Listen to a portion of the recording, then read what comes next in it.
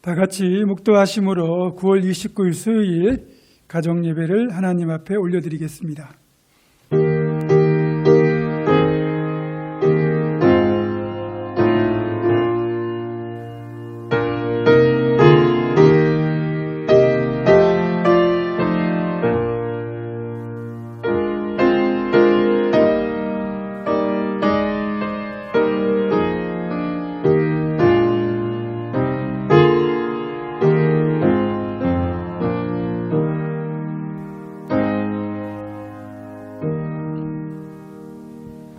찬송합니다. 찬송가 312장입니다.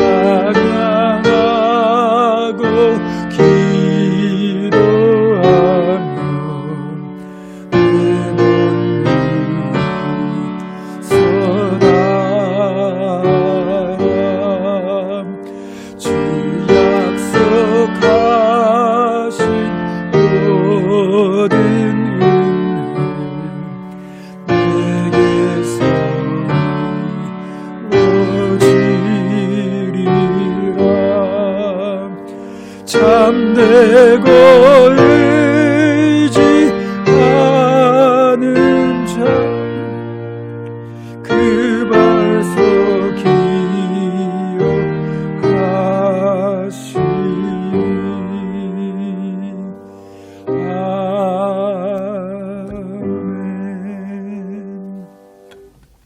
아멘. 오늘 가정예배 가운데 주시는 하나님의 말씀은 구약 다니엘서 4장 29절로부터 37절의 말씀입니다. 다니엘 4장 29절로부터 37절까지의 말씀을 교독하겠습니다. 12달이 지난 후에 내가 바벨론 왕궁 지붕에서 거닐새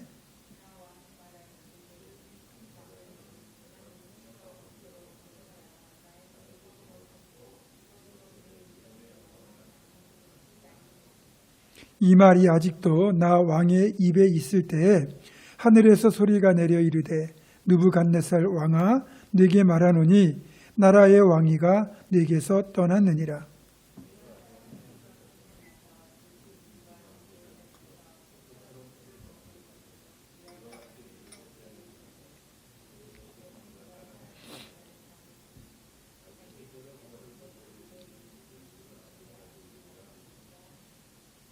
바로 그때에 이 일이 나 느부갓네살에게 응함으로 내가 사람에게 쫓겨나서 소처럼 풀을 먹으며 몸이 하늘 이슬에 젖고 머리털이 독수리털과 같이 자랐고 손톱은 새발톱과 같이 되었더라.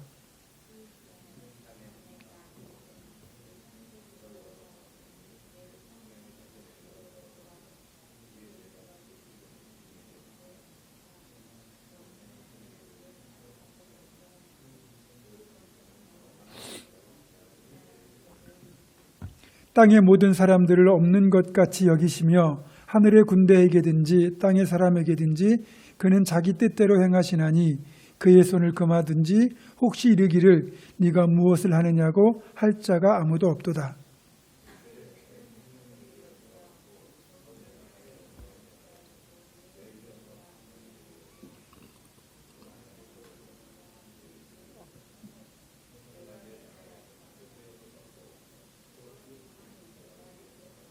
(37절) 같이 읽습니다.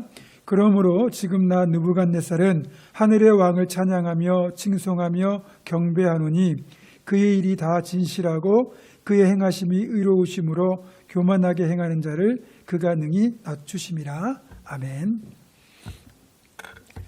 성경을 보면 열왕기하, 또 역대상하, 에스라서, 에레미야서, 에스겔서, 다니엘서까지 그 이름이 등장하고 있는 바벨론 제국을 세운 느부갓네살이라는 인물이 있습니다.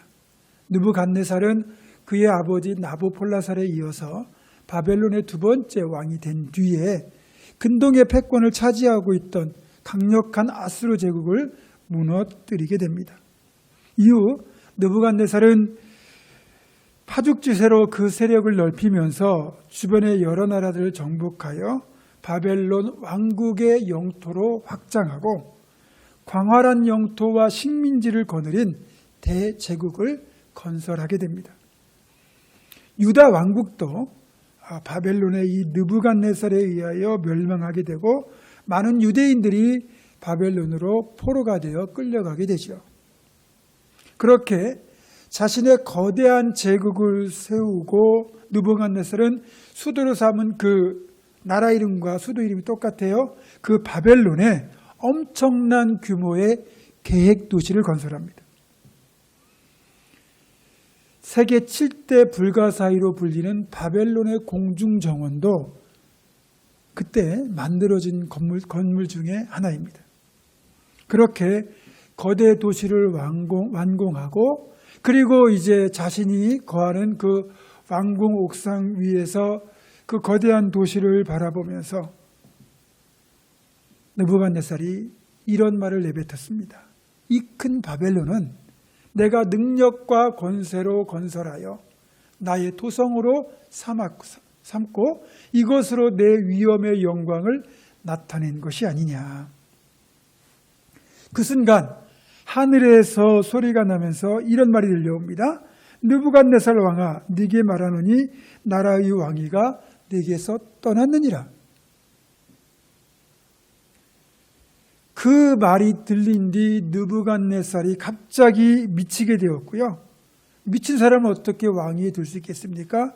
그래서 왕 위에서 쫓겨나서 들짐승처럼 정말로 밖에서 생활을 하게 되는데 들판에서 지내며 머리가 길어서 독수리털처럼 되고 또 손발톱이 길어서 새의 발톱처럼 되었고 정말 이슬을 먹고 들의 풀을 먹고 지낼 정도로 정말 짐승 같은 삶을 살게 된 거예요. 느부갓네살은 최대의 제국을 세운 입지전적인 인물일진 몰라도 그 역시 하나님의 도구일 뿐, 그 사실을 망각하고 그가 교만하게 되는 순간 신상이 깨지는 것처럼 큰 나무가 배임을 당하고 그루터기만 남는 것처럼 하나님으로부터 심판을 당하게 된 것입니다.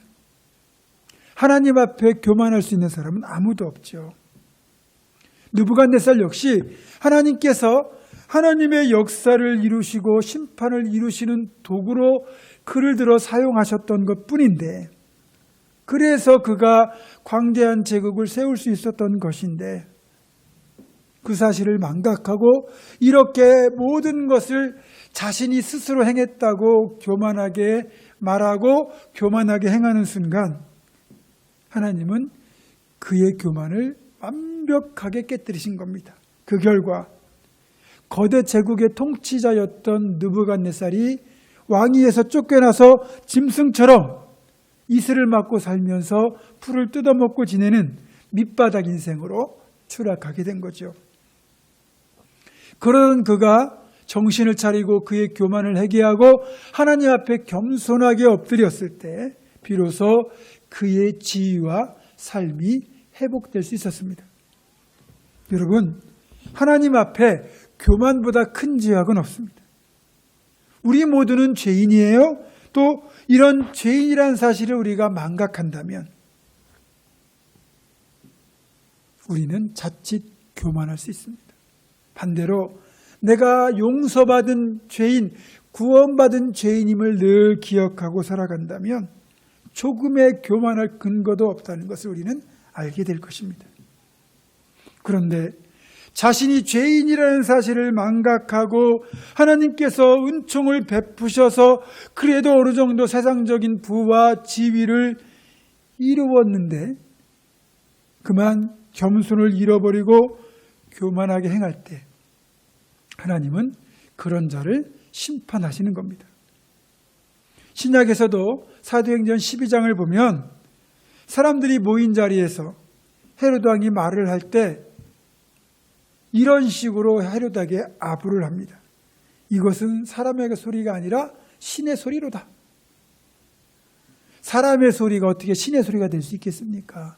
그런데 헤롯이 그들이 아부하는 그 말에 달콤한 그 말에 빠져가지고 이들의 말을 제지하지 않았을 때 하나님께서 그의 교만을 꺾으셔서 벌레가 먹게 하시니까 헤롯이 죽었다고 되어 있습니다. 본질적으로 높아지려 하고 섬김을 받으려고 하는 것은 인간의 죄악된 본성에 기인하는 겁니다. 그래서 교만은 하나님이 가장 가증히 여기는 죄악이고 겸손은 오히려 하나님이 가장 기뻐하시는 모습이기도 합니다. 잠언 18장 12절입니다. 사람의 마음의 교만은 멸망의 선봉이요 겸손은 존귀의 길잡이니라. 교만하면 멸망하게 되고 겸손하면 하나님이 존귀케 만들어 주신다는 거죠. 결국 하나님께서 높여주실 때 끝까지 겸손을 잃지 않는 것이 성공의 비결이고 높은 데 올라갔을 때 겸손을 잃지 않는 것이 추락하지 않는 비결입니다. 저와 여러분은 어떤 경우라도 조금의 교만도 보이지 않고 끝까지 겸손할 수 있기를 주님의 이름으로 축원합니다. 특별히 신앙인들이라면 이 사실을 늘 기억하고 교만을 멀리하고 겸손하게 살아야 할 텐데 그 중에서도 가장 모범이 되고 겸손의 본을 보여야 될 목회자가 교만한 모습, 부끄러운 모습을 보일 때가 종종 있다는 거죠.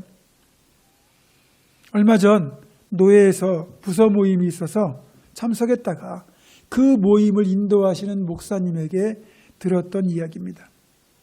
병원을 경영하시는 장로님 한 분 계신데 그분 병원에서 얼마 전에 있었던 일이라고 그래요. 코로나 때문에 이제 마스크를 쓰고 진료를 기다려야 되는데 그날따라 환자가 많고 그러다 보니까 대기 시간이 길어지게 된 겁니다. 그 중에서 1시간 넘게 이제 진료를 기다리던 나이가 지긋한 내원객 중에 한 분이 그만 참을성을 잃어버리고 폭발했습니다. 갑자기 진료실로 들어가서 진료를 하는 의사의 멱살을 붙잡고는 내가 누군지 알아? 나 목사야. 이랬다는 겁니다. 병원장 장로님이 그 모습을 보고는 어찌할 바를 모를 정도로 얼굴이 화끈거렸다는 거예요. 저도 그 이야기를 전해 듣는 순간 정말 얼굴이 화끈거렸습니다. 같은 목회자로서 너무나 부끄럽고 또 정말 조심해야 되겠다라는 생각이 들었습니다. 신앙인이라면 그래서 말과 행동도 달라야 되죠. 제가 여러 번 말씀드렸으니까 많은 분들이 이제 기억하실 텐데요. 제 신대원 동기 목사님이 교육전도사 때 겪었던 실화 기억하시죠? 이분이 성남에 있는 모란시장을 지나가고 있는데 두 아주머니가 정말 욕이라는, 대한민국의 욕이라는 욕은 다 동원해가지고 정말 거칠게 싸우고 계셨죠. 아무도 그것을 말릴 엄두도 내지 못하고 구경만 하고 있는데 마침 그 곁을 지나가던 다른 아주머니가 용감하게 그 싸움을 하고 있는 아주머니 두 분 사이 틈으로 들어가서 한 분의 어깨를 딱 붙잡고는 말리면서 하는 말이 집사님이 참아, 그렇게 했다는 거죠.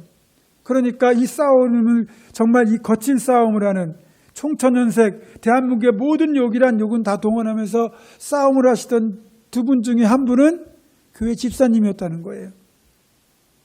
집사님이 참아 라는 말을 들었을 때 그 싸움을 구경하던 분들이 어떤 생각을 하겠습니까? 아, 저 사람이 교회 집사야? 얼마나 교회 욕을 했겠습니까? 솔직히 우리가 잘난 것이 뭐가 있습니까? 우리는 우리 스스로의 죄악으로 인하여 죽을 죄를 지닌 죄인들입니다. 그런 우리를 하나님이 긍휼히 여기시고 사랑해 주셔서 독생자를 보내셔서 우리를 구원해 주셨건만 왜 그리 잘난 척하고 왜 그리 교만한지 모르겠습니다. 그 나이를 드시고도 내가 목사라고 큰소리치고 저렇게 무례하게 행동하고 그렇게 되면 복음의 문을 막을 뿐이고 하나님의 영광을 가릴 뿐입니다. 아무리 화가 나는 일이 있어도 신앙인이라면, 성도라면 성숙한 대처를 해야 됩니다. 그것이 우리에게 주어진 의무이기도 합니다. 우리 속담에 벼는 익을수록 고개를 숙인다고 하죠. 여러분이 지금 들판에 나가보시면 벼들이 누렇게 익어가면서 점점 더 고개를 숙이고 있습니다. 만약에 그렇게 고개를 숙이고 있는 벼들 가운데 빳빳이 고개를 들고 있는 벼가 있다 그러면 그건 알곡이 아니라 쭉정입니다. 익을수록 고개는 당연히 숙여지게 되어 있습니다. 이것이 성도의 신앙이 깊어지고 하나님께서 우리에게 직분을 주실수록 닮아가야 되는 모습이기도 합니다. 말씀을 맺습니다. 사랑하는 성도 여러분, 우리 예수님은 만왕의 왕이심이고 창조주가 되심에도 불구하고 제자들의 발을 씻겨주기 위하여 랍비의 겉옷을 벗으시고 수건을 허리에 두르시고 그리고 대야 손수 물을 떠다가 제자들의 발을 무릎 꿇고 씻어주셨습니다. 그렇게 겸손한 모습으로 섬김의 본, 겸손의 본을 우리에게 보여주셨습니다. 그 모습을 우리는 닮아가야 되는 거죠. 온통 세상이 자기가 잘났다고, 자기가 더 뛰어나다고 교만하고 자랑하고 있지만 우리 신앙인들은 주님처럼 겸손한 모습으로 세상을 섬기고 살아가야 됩니다. 그것이 예수님을 닮아가는 길이고 그것이 하나님의 뜻을 이루는 길이고 그것이 복음을 전하는 길이고 그것이 하나님의 영광을 드러내는 길입니다. 우리가 그렇게 복음에 합당한 생활, 겸손한 모습으로 점점 더 벼가 익을수록 고개를 숙이는 그런 섬김의 모습으로 우리가 살아간다면 그런 우리를 하나님 기쁘게 보시고 우리에게 복 주시고 우리를 통하여 하나님의 놀라운 부흥의 역사를 이루실 그날이 반드시 올 것입니다. 끝까지 여러분 교만하지 말고 흔들리지 말고 구원받은 성도로서 겸손하게 복음에 합당한 삶을 살아가는 우리가 되기를 주님의 이름으로 축원합니다. 기도하겠습니다. 우리를 죄에서 구원하여 주신 하나님, 하나님이 우리를 긍휼히 여기시고 사랑하셨기에 죽을 죄인의 자리에서 구원받은 하나님의 자녀가 되었는데 우리가 어찌 교만할 수 있겠습니까? 이 사실을 늘 잊지 않고 예수님처럼 늘 겸손한 모습으로 하나님의 영광을 위해 살아가는 우리가 되게 하여 주시옵소서.